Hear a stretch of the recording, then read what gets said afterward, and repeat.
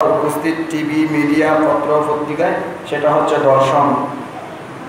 দর্শক তাদের হাল বেড়ে গেছে, তাদের বলবালা বেড়ে, এবং সাধারণ মানুষ আমাদের মা বোনদের ইজ্জত লুণ্ঠনের বহু ঘটনা আপনারা প্রতিনিয়ত দেখে যাচ্ছেন। এই দর্শন এবং দর্শকদের শাস্তি কোরআনে কি বলেছেন এই বিষয়টা আজকে আমরা জেনে নেব। এবং এই দর্শন থেকে বাঁচার জন্য আমাদের গত সপ্তাহে 7-8টা আমি কারণ বলেছি, ওগুলো যদি আমাদের সমাজ থেকে, আমাদের পরিবার থেকে, আমাদের রাষ্ট্রীয়ভাবে বলুন আর যে কোনো ওয়াইতে ওগুলো যদি আমরা দূর করতে পারি তাহলে দর্শনের প্রবণতা কিছুটা হলে কম হবে। সেই বিষয়টা আপনাদেরকে দিক নির্দেশনা দিয়েছি।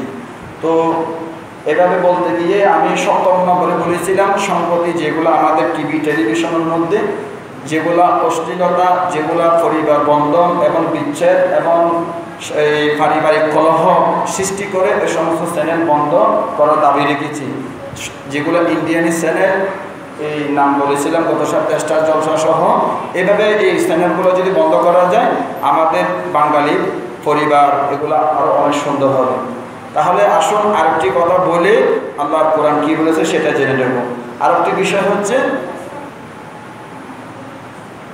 এই আজকে পত্র পত্রিকাতে বলুন এবং টিভি টেলিভিশনে যেগুলা বেহায়া অ্যাড, বিজ্ঞাপন, অশ্লীল বিজ্ঞাপন, আগে আপনার থেকে দর্শন যে এই যে বেহায়াপনা, অশ্লীলতা, এটা বেড়েছে কি জন্য? এগুলা আপনারা কিভাবে নিচ্ছেন জানেন? হুজুর আপনি প্রতি সপ্তাহে এগুলো 2 সপ্তাহ ধরে এগুলো কী বলতেছেন? এগুলো শিক্ষিত মানুষের জন্য, সচেতন মানুষের জন্য আমার এই কথাগুলো গাইডলাইন হয়ে দাঁড়াবে। আর আপনি যদি এগুলো না বুঝেন তাহলে আপনার জন্য এটা হবে না। দর্শনটা কি জন্য? এটা আপনি বলতেছেন হুজুর এটা ঢাকাতে করতেছে, বিভিন্ন নোয়াখালীতে করতেছে, আমার এখানে তো নেই। আপনাকে নিয়ে ভাবলে হবে না, আপনার সারা দেশকে নিয়ে সমস্ত মা বোনদের কথা, আপনার মানবতার কথা বলে যেতে হবে। তো দর্শনটা কি জন্য, কীভাবে বাড়তেছে এই বিষয়টা আমাদের মাথায় রাখতে হবে। এভাবে আমি 7টা কারণ বলেছি। 8 নম্বর কারণটা আপনারা বুঝে নেন, যেগুলা টিভি টেলিভিশনের মধ্যে, ইউটিউবের মধ্যে যেগুলো বেহায়াপনা, অশ্লীলতার নোংরামি ছবি। আজকে একটা আপনি 10 টাকা দিয়ে যদি পেপার কিনেন, ওখানে 3 পৃষ্ঠা থাকবে শুধু ছায়া ছবি, যারা নাটক তৈরি করে একদম উলঙ্গ খোলামেলা ছবি। ওগুলোর দ্বারাই যুবকরা আর যারা এই চরিত্রহীন তাদের একটা সরসরি হয়, তাদের একটা শরম ভেঙে যায় এবং তাদের একটা দর্শনের একটা এই যে একটা মনের একটা ইচ্ছার মধ্যে একটা জাগরণ সৃষ্টি হয়। ওই সমস্ত পত্র পত্রিকা, টিভি টেলিভিশনে এবং এই যে আপনারা মোবাইল ব্যবহার করেন, সবখানে অশ্লীলতার যে সমস্ত ছবিগুলো রয়েছে, যে ভিডিওগুলো রয়েছে, ওগুলো সরাই দিতে হবে। আপনি আইন এবং পুলিশ বা কয়েকটা আন্দোলন দিয়ে দর্শন বন্ধ করে, দর্শন এটা শিকড় থেকে গড়িয়ে আজকে এই পর্যন্ত, এটা নিত্য নতুন কোনো কি ঘটনা না, এটা আমাদের চলে আসছে, এখন বাইরে গেছে। সরকারকে বরাবরই ধন্যবাদ, সরকার এই বিষয়টা মাথায় নিয়ে সংসদে এটার বিল উত্থাপন করে মৃত্যুদণ্ড এই যে রায় বহাল রেখেছেন এই আমাদের রাষ্ট্রপতি সহ প্রধানমন্ত্রী এটাকে সিগনেচার করে এটা একটা মৃত্যুদণ্ড আইন পাশ করেছে। আলহামদুলিল্লাহ, এটা বরাবরই আমাদের কাছে কনগ্রাচুলেশন। তো যে বিষয়টা বলতে চেয়েছিলাম, এই নোংরা ছবিগুলা, ভিডিওগুলা, নাটক, ড্রামা, এগুলা ইউটিউব থেকে এই যে অ্যাডগুলো বন্ধ করে দিতে হবে। ওগুলো যদি বন্ধ করা যায় দর্শনের কিছুটা হলে হার কমবে। এই হচ্ছে কথা। দর্শনের আরও যা পোশাক আশাকের বিয়ে করে গত সপ্তাহে বলেছি, আমার মা বোনদের পোশাক আশাকের বিয়ে বলছি, ডিলাডালা পোশাক করতে হবে, এই পাতলা পোশাক দিয়ে চলবে না, এর বাইরে পর্দা করতে হবে, হেজাব পরিধান করতে হবে। এই বিষয়গুলো যদি আমরা মাথায় রাখি এবং যুবকদের ব্যাপারে আল্লাহ কোরআন যে কথাটা বলেছিলেন, এটা বলেছিলেন এই এটা হচ্ছে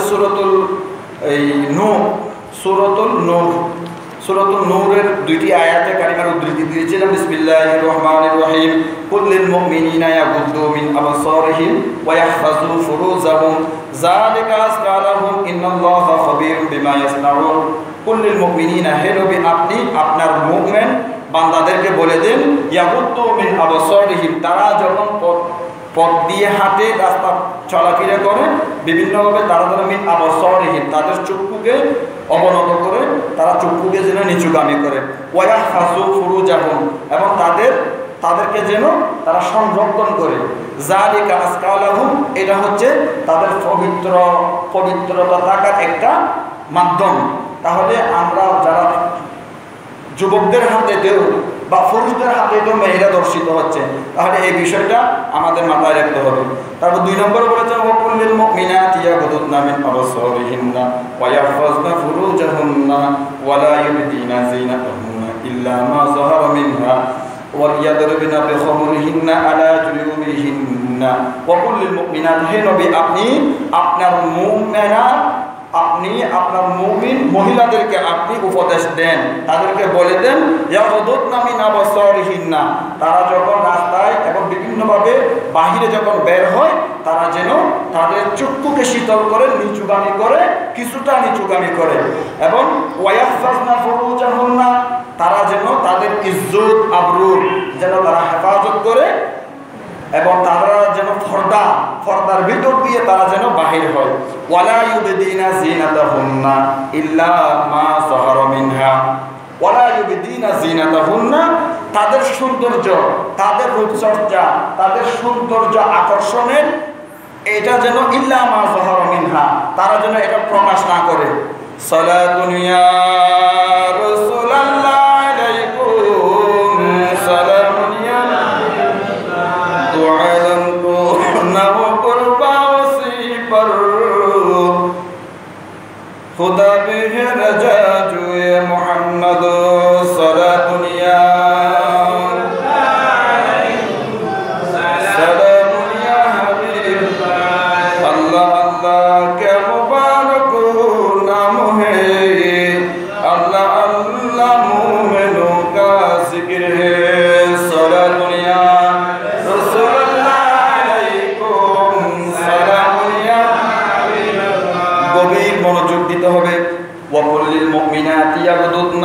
হে নবী আপনি আপনার মুমিন মহিলাদেরকে উপদেশ দেন, তাদেরকে নসিহত পেশ করুন, তাদেরকে একটা সংবিধান, একটা বর্ডার পেশ করুন। সেটা হচ্ছে কি, মহিলাদেরকে আল্লাহ কোরআনের মাধ্যমে তাদেরকে কিছু উপদেশ দিচ্ছেন। এগুলা যদি পুরুষদের ব্যাপারটা পুরুষটা, মহিলার ব্যাপারটা যদি মহিলা যদি মেনে নেয়, কোরআনকে যদি মেনে নেয়, তখনই সম্ভব এই যে বেহায়াপনা, অশ্লীল এবং দর্শনের মতো এই নিকৃষ্ট কাজকে উৎখাত করা। তো সেজন্য সবাইকে কোরআনের কাছে ফিরে আসতে হবে। আর যে কথা বলতে চাচ্ছি, সম্প্রতি যে কোনো বিষয়, দর্শন সহ আরো যে বিষয়গুলো মাথাছাড়া দিয়ে উঠেছে, এগুলো যদি রোধ করা যায়, এগুলো যদি হ্রাস করতে চায়, আমাদের থেকে আল্লাহর সুন্নাহ এবং কোরআনের আইন চালু করতে হবে। কোরআনের আইন এর মাধ্যমে এই বেজালগুলা, এই সন্ত্রাসগুলো উদ্ধার করা যাবে। তো ওয়ায়াহফাজনা ফুরুজাহুন্না, তারা যেন তাদেরকে কি করে, পর্দা করে, তাদের লজ্জাস্থান, তাদের যে আকর্ষণের যে সমস্ত মহিলাদের বিষয় আছে ওগুলা যেন তারা সংযত করে। ওয়ালা ইউবদিনা যিনাতাহুন্না ইল্লা মা যাহারা, যিনাত বলতে সৌন্দর্য বোঝায়, চেহারা সুন্দর, এই যে সব কিছু মহিলার একদম মাথার চুল থেকে এই একদম ইয়া পর্যন্ত সবগুলো হচ্ছে সতর। এমনকি অনেক ওলামায়ে কেরামগণ মত পোষণ করেছেন, তাদের কণ্ঠস্বর পর্যন্ত এটাও একটা হচ্ছে কি আওরাত, এটাও একটা মহিলার একটা কি এই সৌন্দর্য আকর্ষণের একটা মাধ্যম। কিছু ওলামায়ে কেরামগণ চেহারার ব্যাপারে মত পোষণ করেছেন, কিন্তু এটা আপনাদেরকে বলার প্রয়োজন নেই। এটা কি বা এটা আপনারা জানেন, এটা বিষয় সে জানা। যেহেতু আমার দেশ, আমাদের এই সম্প্রতি সব বিষয়গুলো মাথায় রেখে চেহারাও রাখতে হবে, আপনার হাত সব কিছু আপনার রেখে আপনাকে চলতে হবে। তাহলে ওয়ালা ইউবদিনা যিনাতাহুন্না, তাদের সৌন্দর্যতা, লাবণ্যতা এগুলা যেন তারা প্রকাশ না করে। ওয়ালিয়াদরিবনা বিখুমুরিহিন্না আলা জুয়ুবিহিন্না, তাদের সৌন্দর্য, তাদের যে এই সব কিছু যেন তারা তাদের আপন স্বামীদেরকে প্রদর্শন করে। তাহলে এই যে আমাদের মা বোনরা মাফ করবেন, আসলে কাটো করার জন্য নয়, এগুলো হচ্ছে কোরআনের কথা। আমরা কি করে জানেন, গ্রামের অঞ্চলের মানুষগুলা, হুজুররা কিছু, আল্লাহ তাআলা তো আল্লাহু আকবার, আল্লাহ একটা কোরআনে কারিমের আয়াত, আল্লাহ তাআলা বলতেছেন ইন্নাল্লাহা লা ইস্তাহি আইয়াদরিবা মাসালাম মা বাউদাতান ফামা ফাওকাহা, আমি আল্লাহ তাআলা বান্দাকে বোঝানোর জন্য, বান্দা বুঝতে সহজ হয় সেজন্য একটা মশা, একটা মাছির উপমা দিতে আমি লজ্জাবোধ করি নাই। যেভাবে বান্দা বুঝবে, বোঝার জন্য যেটা যেটা দরকার কোরআনের মধ্যে প্রত্যেকটা জিনিস আমি তুলে দিয়েছি। এমনকি লা ইস্তাহি আন ইয়াদরিবা মাসালাম মা বাউদাতান ফামা ফাওকাহা, একটা মশা একটা মাছির উদাহরণ দিতে আমি আল্লাহ তাআলা লজ্জাবোধ করি না। এই জন্য লজ্জাবোধ করি না যাতে আমার বান্দা কোরআনের বিধিবিধানগুলো মেনে তারা তাদের বাস্তব জীবনে চলতে পারে। তো আমাদের গ্রামের অঞ্চলগুলো কি হয় জানেন, কিছু ফরদার কথা, কিছু মশলা মাসাইলের কথা, মেয়েদের যেগুলা এই মাসের মধ্যে যেগুলো অসুস্থতা হয় ওই বিষয়গুলা ওরা বলে না। গ্রাম অঞ্চলে মাহফিল হলেও বলে না, মসজিদে বলা হয় না। এগুলো কিন্তু আমরা ভুল করি। এটা যাই হোক না কেন এগুলো তো বলে দিতে হবে। তো এগুলো আমরা বলি না বিদায় আমরা জানি না বিদায় আমরা সবসময় কি অজানার মধ্যে আমাদের দিন কাল সময় চলে যায়। সেজন্য অ্যাক্সিডেন্টলি আমরা না কোরআন হাদিস না জেনে আমাদের দাম্পত্য জীবন, কোরআনের যে দাম্পত্য জীবনের কতগুলো বিধিবিধান রয়েছে, আপনি আপনার স্ত্রীর কাছে যাবেন, কিভাবে আপনি মিলন করবেন, কিভাবে ওনার কাছ থেকে মহরণার বিষয়টা আপনি কি ইয়া করে নেবেন, ফরজ গোসল কিভাবে করতে হবে, এবং আপনি কোনভাবে শোবেন, এবং কোন রাত্রে আপনি মিলন করলে আপনার সন্তান আপনার দাম্পত্য জীবনের জন্য উপকার হয় সেই বিষয়টা, এবং গোসল আপনি কিভাবে করবেন, গোসল করতে হলে আপনার কাপড় চোপড় কিভাবে ধুবেন, এবং অন্যান্য গোসলের কাপড় ধোয়া এবং ফরজ গোসলের কাপড় ধোয়া বেশ কম আছে। আপনি অন্যান্য যে তাহারাত পবিত্র তাহারাত এবং মুতাহহারাত পবিত্রতা এবং পরিচ্ছন্নতার মধ্যে বেশ কম আছে। আমরা সাধারণত যে গোসল করি এটা হচ্ছে পরিচ্ছন্ন করা। আমি গোসল করেছি ময়লা বা বালু এগুলো হচ্ছে অপবিত্র লাগছে সেজন্য না, এমনি অপরিষ্কার সেজন্য এটা পরিচ্ছন্নতা করতেছি। এটা আপনি যেভাবে আমরা স্বাভাবিক এভাবে ধুয়ে নিলে হয়ে যায়। আর গোসল করার বিষয়, গোসল যখন করা হবে মা বোন বলুন আমাদের থেকে, তখন একটা পবিত্রতার বিষয় চলে আসে। তখন এটা পবিত্র করতে হবে, পরিচ্ছন্ন না।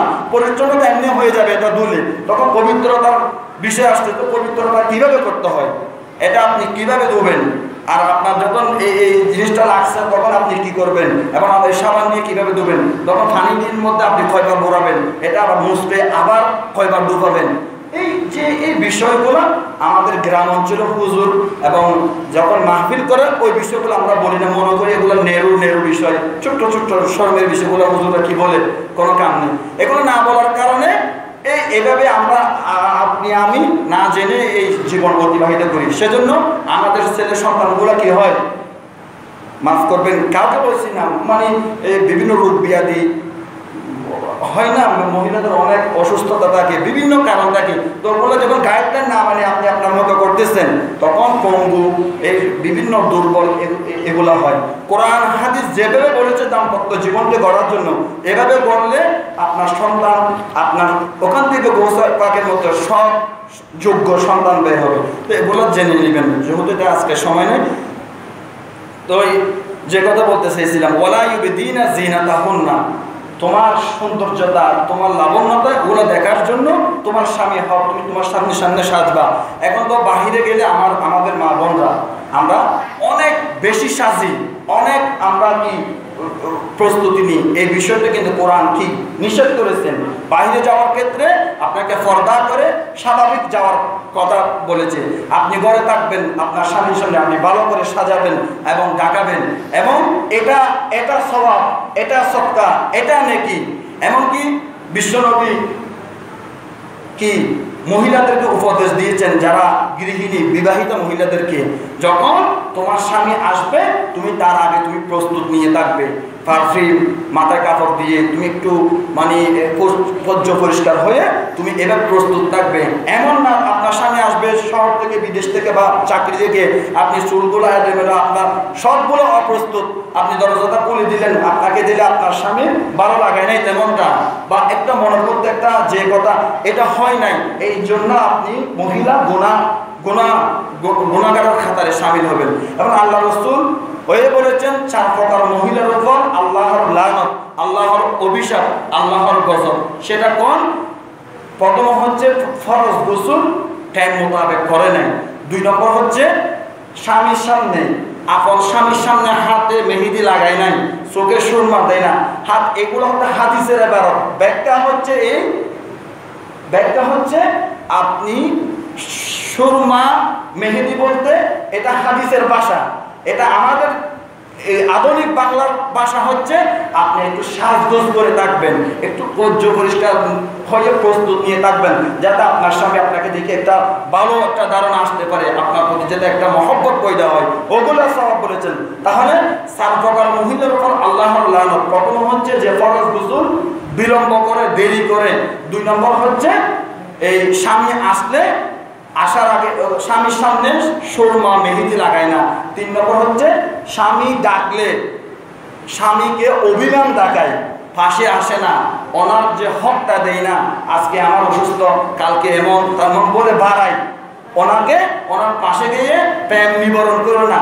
আর 4 নম্বর হচ্ছে ওই মহিলা যে মহিলা স্বামীর সাথে সবসময় কি খারাপ ব্যবহার করে, আল্লাহ রাসূল তা এই 4 প্রকার মহিলাকে লানত দিয়েছেন, অভিশাপ দিয়েছেন।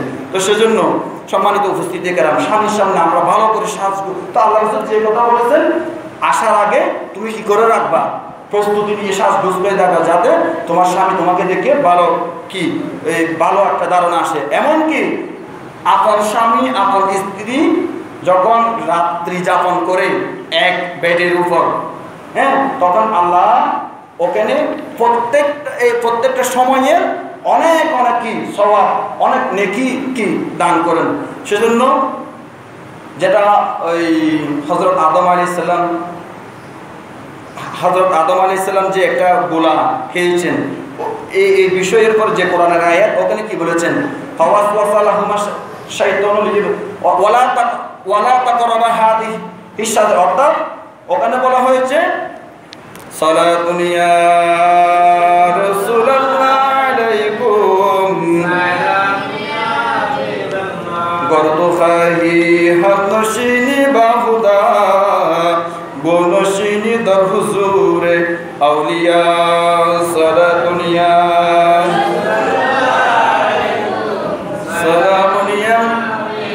এই কোরআনের আয়াত, এটা একটু ভালো করে খেয়াল করলে এবং ব্যাখ্যা করলে এখান থেকে বোঝা যায়, মানে থাকার বিয়ে করাটা, স্বামী স্ত্রী থাকার বিয়ে করাটা একসাথে থাকতে হবে, পৃথক থাকা যাবে না। দেখুন কোরআনের আয়াত কি সুন্দর উদ্ধৃতি, ওয়াকুল্লা ইয়া আদাম উসকুন আনতা ওয়া যাওজুকাল জান্নাহ ওয়া কুলা মিনহা রাগাদান হাইতু শিকতুমা।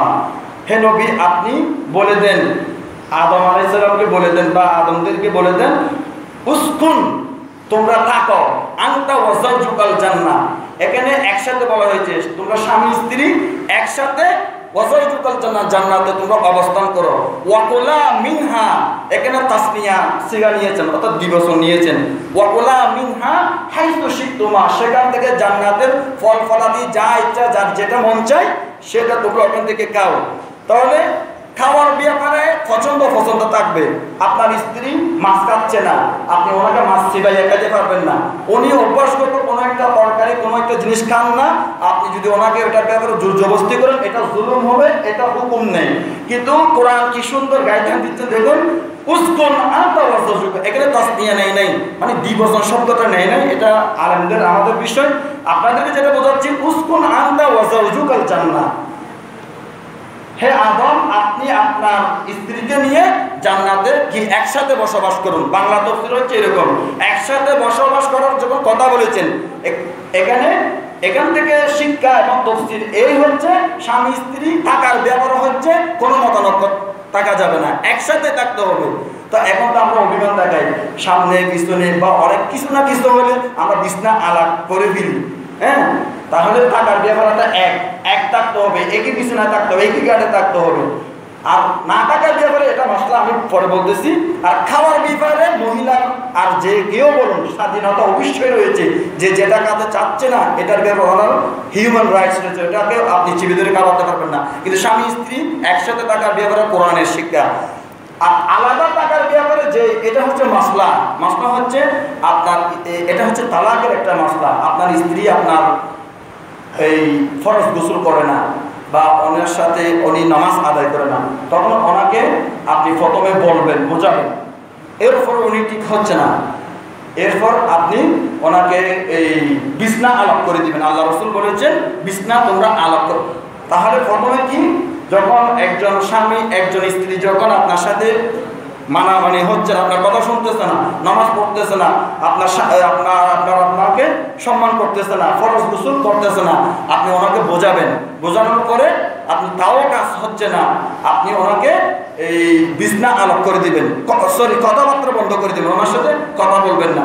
এরপর যদি বলা হয়ে যায়, আপনি আর সামনে কিছু যাওয়ার দরকার নেই। আমরা বলার সাথে সাথে তালাক দিয়ে দিই, সাথে সাথে মেম্বার চেয়ারম্যান, সাথে সাথে এলাকার মানুষ জড়ো করে এই কথা শুনে না আমার মাকে। এটা অধৈর্য অসহিষ্ণু হওয়ার কোনো কারণ নেই। দাম্পত্য জীবন এটা মওলা আলীর পরিবারের মধ্যে এরকম এগুলো হয়।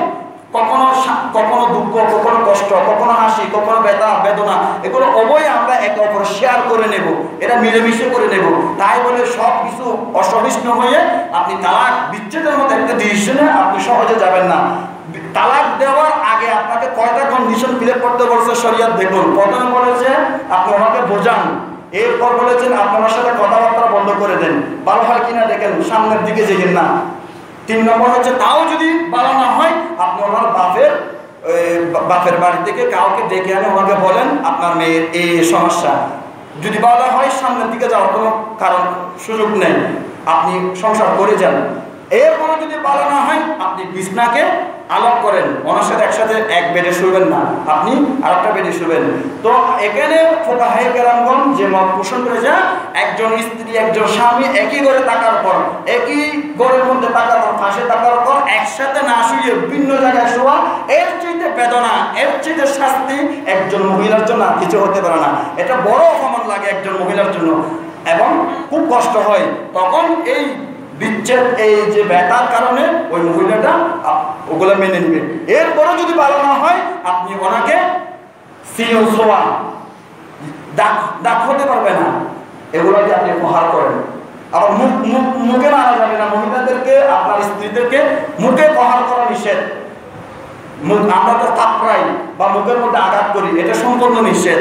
আপনি একটা চামড়া চলে এরকম একটা কিছু নিয়ে আপনি ওনাকে প্রহার করবেন, হ্যাঁ, চেষ্টা করবেন ওনাকে বোঝার জন্য এটা এরকম এরকম। এরপরও যদি ওর বালা না হয়, ওনাকে আপনি প্রথমে একটা তালাক দিবেন। আমরা তো সাথে সাথে 3 তালাক দিয়ে দিই, আর 3 তালাক দেওয়ার সাথে সাথে ওই মহিলার সাথে আপনি কি থাকতে পারবেন না, এক বিছানা থাকতে পারবেন না। ওনাকে শরীয়ত হচ্ছে ওনাকে ওনার গাড়ি ভাড়া সুদ্ধা, ওনার যাওয়া আসার গাড়ি ভাড়া সুদ্ধা ওনাকে দিয়ে, ওনার মোহরানা ওনাকে পরিশোধ করে ওনাকে চলে যেতে হবে। এবং 3 মাস 10 দিন ওনাকে ইদ্যত পালন ঈদ করতে হবে। এরপর ওনার আগ্রহে উনি খারেজ হয়ে যাবে। এক তালাক দিবেন। তুমি এই জিনিসগুলো যদি শুদ্ধ না হও, তুমি যদি মোবাইলে ফোনে কথা বন্ধ না করো, এখন এই পরকীয়া থেকে তুমি বেঁচে না চলো, এক্সট্রা জলসা যদি বন্ধ না করো, এখন আমার এই কথা যদি মেনে না চলো, তোমাকে আমি একটা তালাক দিলাম, তুমি হুঁশিয়ার হও। চেষ্টা করবেন হয় কিনা, 2 তালাক দিয়ে দেখবেন, সাথে সাথে 3 তালাক। এরপরে যদি না হয়, আপনি ওনাকে এটা আপনি বিবেচনার বিষয়, ফাইনালি আপনি ডিসিশনে যাবেন। যাই হোক, সম্মানিত উপস্থিতি, আসলে সময় শেষ, আর কিছু বলতে পারলাম না আপনাদেরকে। তো যে এই দর্শনের যে বিচার, আমাদের বিচার ব্যবস্থা এবং কোরআনের বিচার ব্যবস্থাটা বোঝাই আজকে আলোচনা শেষ করে দিই। সূরাতুন নূর 2 নম্বর আয়াত, আয-যানিয়াতু ওয়াজ-যানি ফাজলিদু কুল্লা ওয়াহিদিন মিনহুমা মিআতা জাল্লা। কোন ব্যভিচার এবং ব্যভিচারিণী, পুরুষ হোক মহিলা হোক, তারা যদি কি করে, ব্যভিচার দর্শন বা এরকম অন্যায়মূলক কাজ করে, তাদেরকে মিআতা জাল্লা 100 দোড়া প্রহার করো, 100 কি দোড়া দিয়ে তাদেরকে প্রহার করো। ওয়ালা তাখুকুম বিমা ফি দীনিল্লাহি কুনতুম তুমিনু বিল্লাহি ওয়াল ইয়াউমিল আখির। এবং এই শাস্তি দেওয়ার 100 বেতের আঘাত করার এই শাস্তি দেওয়ার ক্ষেত্রে তোমরা যেন কোনো কিফানাতা না করো। তারপর ওয়াল ইয়াশহাদা আযাবাহুমা তাইফাতুম মিনাল মুমিনিন। দর্শকদের বিচার সকলের সামনে দিবালোকে সাক্ষী উপস্থিত লেগে আপনি ওই বিচার করবেন, যাতে অন্য কোনো লম্পট চরিত্রহীন পুরুষ যাতে এখান থেকে শিক্ষা নিতে পারে। সেজন্য আল্লাহ তাআলা বলেছেন দর্শকদের বিচার হচ্ছে 100 দোড়া এবং সাক্ষী থাকতে হবে। এবং এর ব্যাপারে একটু ছোট্ট করে একটা কম মারবো, বেশি মারবো তা না। কোরআন যেভাবে বলেছেন 100টা আদায় করবেন এবং সবার সামনে এই বিচার কায়েম করতে হবে, তখন দেখবেন দর্শন উঠে যাবে। তারপর আয-যানি লা ইয়ানকিহু ইল্লা যানিন আও মুশরিকা। এটা হচ্ছে অন্য বিষয়। যদি হিন্দু এবং মুসলমান অথবা হিন্দু আর মুসলমান এলে এটার বিষয়ও হদিন কোরআন রায় এটা গত সপ্তাহ বর্ণনা হইলাম মেহবুবুর বেশি বেশি করে সূরাতুন নূর বাংলা অনুবাদ সহ ফরাদ দিবেন।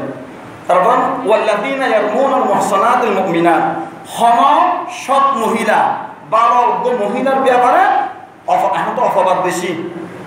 গম মানুষ গম বউ কিন্তু ফারাইলে হক ছেলে হক দূর হক গর্ব হন বার হন দিয়ে হন বাসর হন অপবাদ দেন। ওই তোর বউ এলে দেখি ওটা তোর মার্কেটও দেখি ইটো আইন আর দেরি না করে মার্কেটও দেখলে দেখি হইনি দ্রুত তালাক নত মায়ের দোষ শুরু করে দাও।